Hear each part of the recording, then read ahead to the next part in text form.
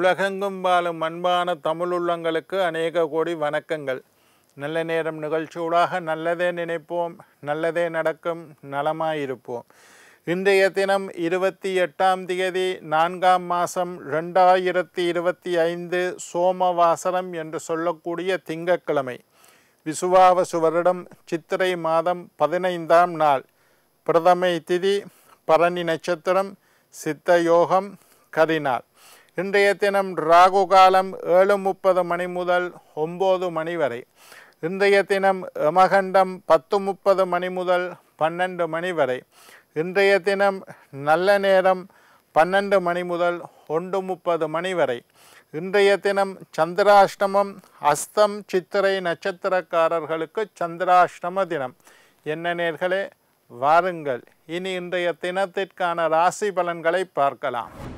மேஷம் நோய், ரிஷபம் செலவு, மிதுனம் ஆதரவு, கடகம் பெருமை, சிம்மம் பயம், கன்னி தாமதம், துலாம் வெற்றி, விருச்சிகம் பரிசு, தனுசு உயர்வு, மகரம் பொறுமை, கும்பம் ஆதாயம், மீனம் லாபம். ஆன்மீக தகவல் பகுதியில் தொடர்ந்து உங்களை சந்தித்து வருவதில் மட்டற்ற மகிழ்ச்சி அடைகின்றேன். ஒவ்வொரு நாளும் ஒவ்வொரு புதிய அற்புதமான ஆன்மீக தகவல்களை உங்களோட பகிர்ந்து கொண்டு இருக்கிறோம். அந்த வகையில் இன்றைய தினமும் சில நல்ல விஷயங்களை உங்களோட பகிர்ந்து கொள்ளலாம் என்று காத்திருக்கிறேன். இன்றைக்கு என்னத்தை பற்றி பார்க்க போகிறோம்னா, நாங்கள் தொடர்ந்து ராசி பலன் நிகழ்ச்சி பார்த்து கொண்டிருக்கிறோம். மேஷம் முதல் மீனம் வரையுள்ள 12 ராசியினருக்கும் இந்த விசுவாவசு வருடம் எப்படி இருக்க போகின்றது என்பதை பார்த்தோம். ஒவ்வொரு நாளும் ஒரு நாளைக்கு ஒரு ராசி வீதம் 12 தினங்கள் 12 ராசியினரையும் பார்த்தோம். நேற்று எத்தனை சதவீதம் நன்மைகள் என்றதை பற்றி பார்த்தோம். அது மட்டும் இல்லாமல் எந்தெந்த ராசியினருக்கு 7.5 சனி என்று பார்த்தோம்.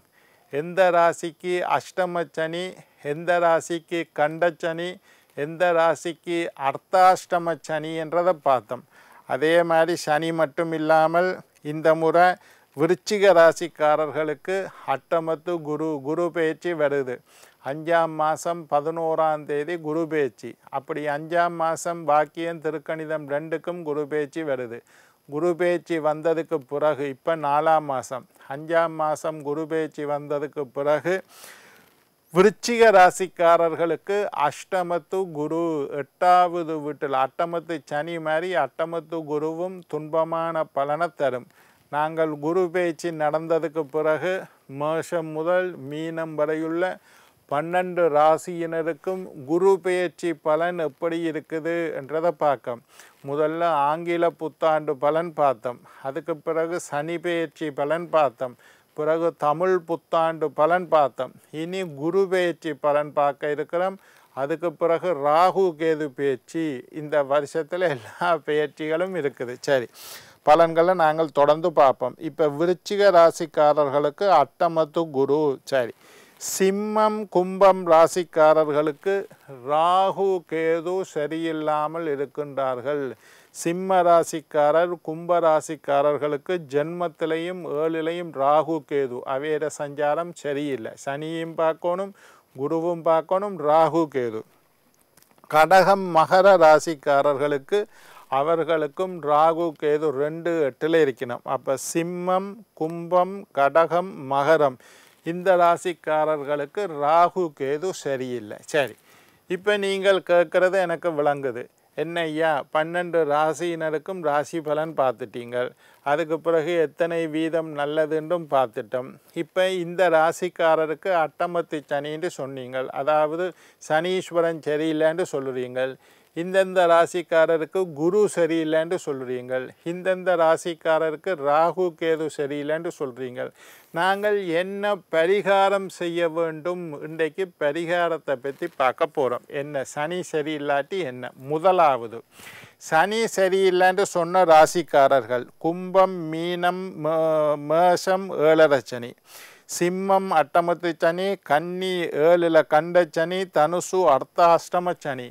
இந்த 6 ராசிக்காரர்களும் சனிக்கிழமைகளில் விரதம் இருந்து சனீஸ்வரனுக்கு எள்ளு தீபம் ஏற்றி உங்களுடைய பெயர் நட்சத்திரம் ராசி சொல்லி அர்ச்சனை செய்து வந்தால் சனீஸ்வரனால் வரக்கூடிய மிகப்பெரிய துன்பத்தில் இருந்து விடுபடுவீர்கள். யார் சனி சரியில்லைன்னு சொன்ன 6 ராசி, எப்பவுமே சனி பெயர்ச்சி 6 ராசிக்கு நல்லா இருக்கும், 6 ராசிக்கு கூடாது. இந்த 6 ராசிக்காரர்களும் நான் மேற்சொன்ன 6 ராசிக்காரர்களும் சனிக்கிழமை என்ன வேலை இருந்தாலும் சனிக்கிழமை காலையில் கோயிலுக்கு போய் சனீஸ்வரனை கும்பிடுங்கோ. அல்லது காலையில் எனக்கு நேரம் இல்லையா, நான் ஸ்கூலுக்கு போகணும், ஆஃபீஸுக்கு போகணும், வேலைக்கு போகணும், கடைக்கு போகணும்னு சொல்லக்கூடியவர்கள் மாலை பொழுதில் வீட்டை வந்து மேலே கழுவிட்டு இரவுலையே சரி கோயிலுக்கு மாலையில் கோயிலுக்கு போய் வேலையால் வந்து கோயிலுக்கு போய் சனிக்கிழமை சைவ உணவை எடுத்துக்கொள்ளுங்கள். சனிக்கிழமை இந்த 6 ராசிக்காரர், சனி கூடாதென்று சொன்ன 6 ராசிக்காரர்களும் சனிக்கிழமை அசைவம் சாப்பிடுவதை தவிர்த்து விடுங்கள். விரதமாக இருங்கள். விரதம் இல்லாட்டி சைவ உணவையாவது எடுத்துக்கொள்ளுங்கள். எனக்கு சுகர் இருக்குது ஐயா, ப்ரெஷர் இருக்குது ஐயா, அல்சர் இருக்குது ஐயா, நான் மருந்து மாத்திரை குடிக்கிறேன், விரதம் இருக்க இயலாது, சரி பரவாயில்லை, சைவ உணவை எடுத்துக்கொள்ளுங்கள். ஆலயத்துக்கு செல்லுங்கள். எந்த கோயிலுக்கு போனாலும் அங்கே சனீஸ்வரன் இருப்பார். பிள்ளையார் கோயிலையும் சனி இருப்பார், முருகன் கோயிலையும் சனி இருப்பார், விஷ்ணு கோயிலையும் சனீஸ்வரன் இருப்பார், சிவன் கோயிலையும் சனீஸ்வரன் இருப்பார், பைரவர் கோயிலில் கூட இருப்பார். நீங்கள் எந்த கோயிலுக்கு அருகில் உள்ள கோயிலுக்கு போய் சனீஸ்வரனை போய் பார்த்து அவருக்கு ஒரு எள்ளு தீபம் ஏற்றி உங்களுடைய பெயர் நட்சத்திரம் ராசிப்படி தான் சனி பேச்சு பார்க்கணும். ராசியும் சொல்லி அர்ச்சனை செய்துவிட்டு எந்த ஆலயம் செல்கின்றீர்களோ அந்த மூலமூர்த்தியையும் வணங்கிவிட்டு வர வேண்டும். பிள்ளையார் கோயிலுக்கு போனீங்கன்னா சனீஸ்வரனுக்கு அர்ச்சனை செஞ்சுட்டு பிள்ளையாரை கும்பிட்டு வரணும். சிவன் கோயிலுக்கு போனீங்கன்னா சனீஸ்வரனுக்கு அர்ச்சனை செஞ்சுட்டு சிவனை கும்பிட்டு, அம்மன் கோயிலுக்கு போனீங்கன்னா சனீஸ்வரனுக்கு அர்ச்சனை செஞ்சுட்டு அம்பாளையும் வழிபாடு செய்து விட்டு நீங்கள் வர வேண்டும். இது வாரம் ஒரு முறை செய்ய, வாரத்துக்கு ஒருக்கா சனிக்கிழமை வரும். 2 தேய்பிறை அஷ்டமி ஒரு மாதத்தில் ஒருக்காத்தான் வரும். அஷ்டமி திதி வந்து 2 தரம், வளர்பிறை அஷ்டமி, தேய்பிறை அஷ்டமி.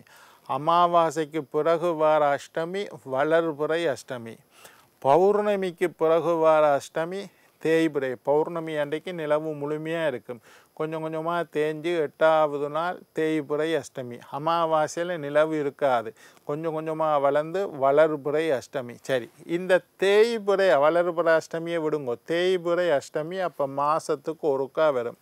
மாத வழிபாடு முதல் சனிக்கிழமை வார வழிபாடு, வாரத்துக்கு ஒருக்கா வரும்.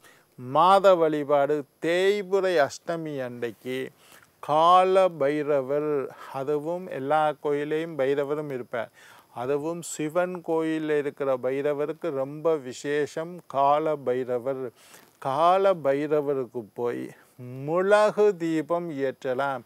எப்படி எள்ளை முடிச்சா போட்டு எள்ளு தீபம் ஏற்றுற மாதிரி மிளகு தீபம் ஏற்றலாம், அல்லது நல்லெண்ணெயில் கூட தீபம் ஏற்றலாம். சனீஸ்வரனுக்காக செய்கிறதுனால தேய்பிறை அஷ்டமி கால பைரவருக்கு நல்லெண்ணெய் தீபம் ஏற்றி மாலை பொழுது செய்கிறது ரொம்ப விசேஷம். காலையில் சிவனை கும்பிடுங்கோ, மாலையில் பைரவரை கும்பிடுங்கோ. தேய்பிறை அஷ்டமி நான் அதை பற்றி தனியாக ஒரு நிகழ்ச்சி தாரன். ஒவ்வொரு அஷ்டமிக்கும் ஒவ்வொரு பேர் இருக்குது. சனாதன அஷ்டமி, சிவாஷ்டமி என்று 12 அஷ்டமிக்கு 12 பேர் இருக்குது. அஷ்டமி பொழுதில் காலையில் சிவனையும் மாலையில் பைரவரையும் கும்பிட்றது ரொம்ப விசேஷம். மாலை பொழுதில் போய் தேய்பிறை அஷ்டமி என்று கால பைரவருக்கு மிளகு தீபம் அல்லது நல்லெண்ணெய் தீபம் ஏற்றி பயத்தோட பக்தியோட நம்பிக்கையோட சனீஸ்வரனால் ஏற்பட்ட தீங்கு பாதிப்பு விலக வேண்டும். உங்களுக்கு சனீஸ்வரனால் கடன் வந்துச்சா, கடன் நீங்கணும்னு கும்பிடுங்க. ஏழரை சனி, அதாவது சனீஸ்வரனுடைய பாதிப்புனால் குடும்பத்தில் பிரச்சனை வந்துச்சா, பிரச்சனை நீங்கணும்னு கும்பிடுங்க.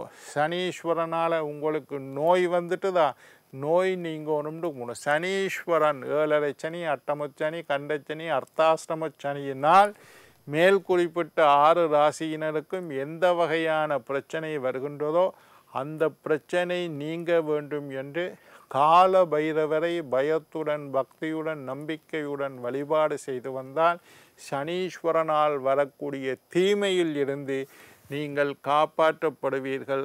அந்த துன்பங்களை அனுபவிக்கக்கூடிய மனப்பக்குவத்தை காலபைரவர் தருவார். இது மாத வழிபாடு. சரி, இந்த 6 ராசிக்காரரும் சனீஸ்வரனால் பாதிக்கப்பட்ட 6 ராசிக்காரர் தினசரி ஆஞ்சநேயர் வழிபாடு செய்து வாருங்கள்.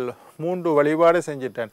ஆஞ்சநேயரை ஒவ்வொரு நாளும் கும்பிடணும், சனீஸ்வரனை கிழமைக்கு ஒருக்கா கும்பிடணும், பைரவரை மாதத்துக்கு ஒருக்கா 3 வழிபாடு.